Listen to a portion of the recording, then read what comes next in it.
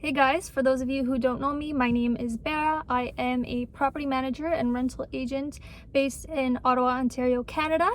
And a few of you have asked me about the rental market now that we have COVID-19 spreading around. So I'd love to quickly give you a brief explanation on what's been going on and how the rental market has been affected. Start off with sales very quickly. It's not my specialty, but I do have clients who purchase investment properties, of course.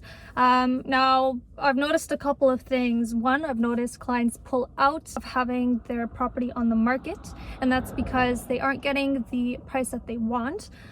But I've also noticed a surge of people buying investment properties. I mean, my work partner just put in an offer on a property.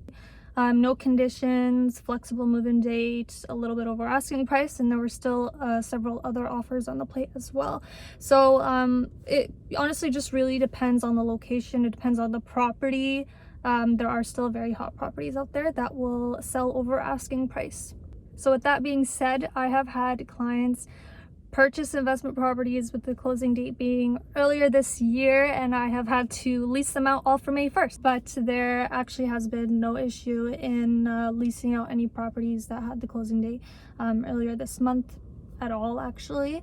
I did notice bachelor units and one-bedroom units seem to be quite popular right now, and that's, I mean, there's two reasons for that. One, low inventory, and two, there are people, essential workers, who need to isolate themselves due to being a higher risk to be around their family and others, unfortunately. So that's something that I've noticed.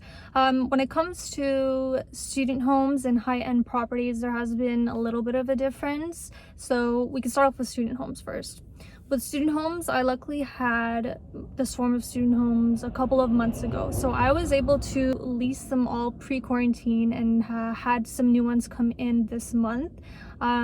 So pre-quarantine, I probably had, I don't know, let's just say 10 applicants per property. I had a lot of applicants per property, with the price being much higher than it was just a couple of years ago, honestly.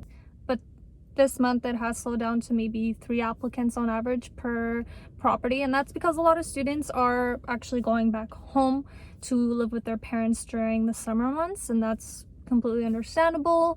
But again, I have had no issue renting out student homes for a higher price than what it was a few years ago, and still receiving a few applicants per property. Now, of course, as time goes on, the real estate market isn't just gonna stay the same.